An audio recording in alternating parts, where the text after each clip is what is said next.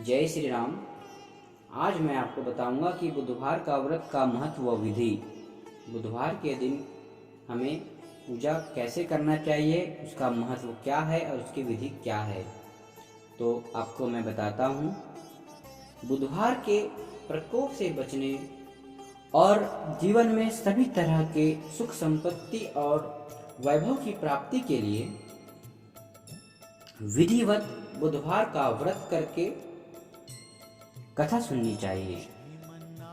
व्रत कथा सुनने के बाद प्रसाद ग्रहण करने से सभी कष्ट दूर होते हैं और मंगल कामनाएं पूर्ण होती हैं। बुधवार के व्रत में प्रातः उठकर स्नान आदि से नियुक्त होकर शंकर भगवान को भोग लगाएं। धूप, बेल पत्र, अक्षत और घी के दीपक जलाकर भगवान शंकर जी की पूजा करें। किसी भी रूप में व्रत कथा को बीच में छोड़कर प्रसाद ग्रहण किए बिना कहीं न जाएं। बुधवार का नियमित रूप से व्रत करने वाले को किसी भी प्रकार का अभाव नहीं रहता। अरिष्ट ग्रहों की शांति के लिए भी बुधवार का व्रत करने का विधान बताया है। बुधवार के व्रत में प्रयोजक सामग्री यथासंभव हरे रंग की रखने का प्रयत्न करें। इससे शीघ्र व उत्तम फल की प्राप्ति होती है। यह विधि करें और तत्पश्चात इसके आपको कथा सुननी अनिवार्य है। इसके करने के पश्चात आपको कथा का श्रवण करना चाहिए और कथा सुनते समय उठकर आपको कहीं भी नहीं जाना है। आपको कथा को विधि रूप से श्रवण करना है। अब मैं आपको बुधवार के व्रत की कथा सुनाता हूँ, आप ध्यान पूर्वक सुने। किसी नगर में गोपाल नामक एक व्यक्ति था।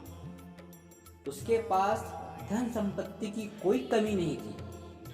उसकी पत्नी सुनीता अत्यंत सुंदर और गुणवान थी। वह मायके गई हुई थी, अतः गोपाल अपनी पत्नी को लेने ससुराल गया। कुछ दिन ससुराल में व्यतीत करने के बाद एक दिन वह अपने सास ससुर से सुनीता को विदा करने के लिए कहा। इस पर उन्होंने कहा, बेटा आज बुधवार है, बुधवार को किसी शुभ कार्य के लिए यात्रा नहीं करते। लेकिन गोपाल ने कहा कि वह मेरी बातों को नहीं मानता। गोपाल बोले, मैं ऐसी बातों को नहीं मानता।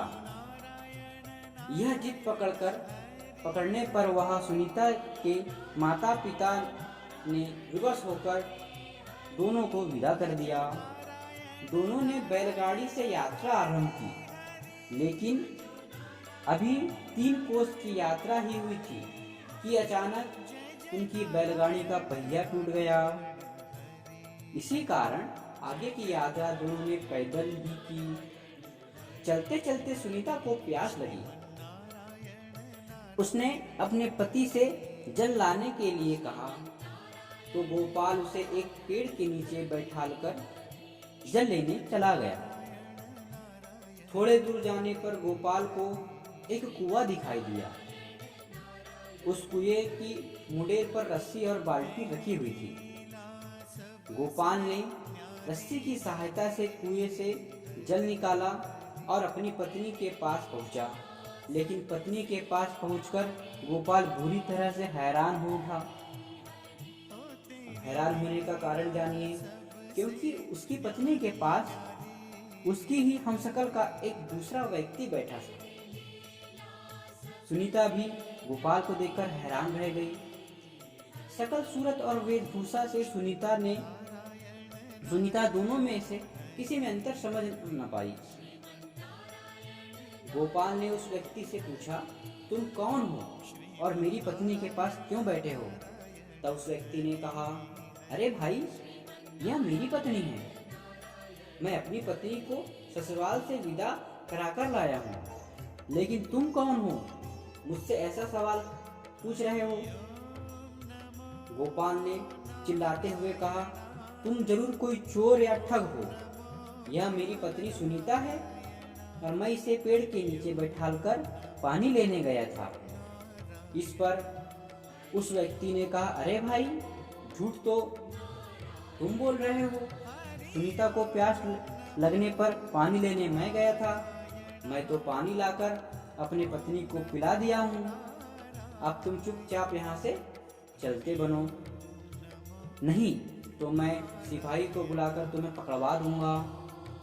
दोनों आपस में लड़ने लगे। उन्हें लड़ते देख बहुत से लोग इकट्ठा हो गए। राजा के कुछ सिपाही भी वहां आ पहुंचे। उन दोनों को आपस में लड़ता देख सिपाही उन दोनों लोगों को राजा के पास लेकर गए और सारी घटना बताई। सारी कहानी सुनकर राजा भी कोई निर्णय नहीं कर पाया। सुनीता भी उन दोनों में से असली पति को पहचान न पा रही थी।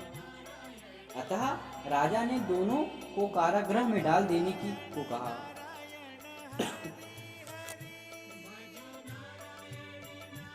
इस प्रकार उन्हें कारावास में डाल दिया गया। राजा के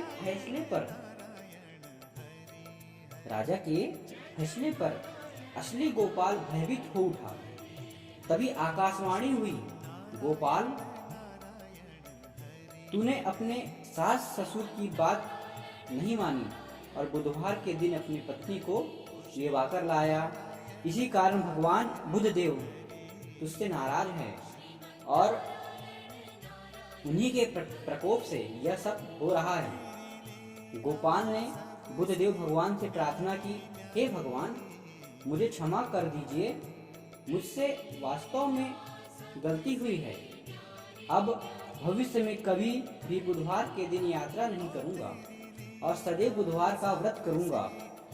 गोपाल ने प्रार्थना करके पर भगवान बुद्धदेव जी से प्रार्थना की, क्षमा किया। तभी दूसरा व्यक्ति राजा के सामने से गायब हो गया। राजा और दूसरे लोग इस चमत्कार को देख हैरान रह गए। भगवान बुद्धदेव की इस अनुकंपा से राजा ने गोपाल और उसकी पत्नी सुनीता को सम्मानता पूर्वक विदा कर दिया। कुछ दूर चलने पर रास्ते में उनकी बैलगाड़ी मिल गई। बैलगाड़ी का टूटा हुआ पहिया भी जुड़ा हुआ था। दोनों उसमें बैठकर अपने घर को रवाना हुए। दोनों पति पत्नी बुधवार का व्रत करते हुए आनंद पूर्वक रहने लगे। भगवान बुद्धदेव की अनुकंपा से उनके घर में धन संपत्ति की कभी कमी नहीं हुई और जल्द ही उनके जीवन में खुशियां छा गई। बुधवार का व्रत करने से सभी इच्छाओं को पूरी होती है और व्रत करने वाला को कभी बुधवार के दिन किसी आवश्यक काम से यात्रा करने पर कोई भी कष्ट नहीं होता।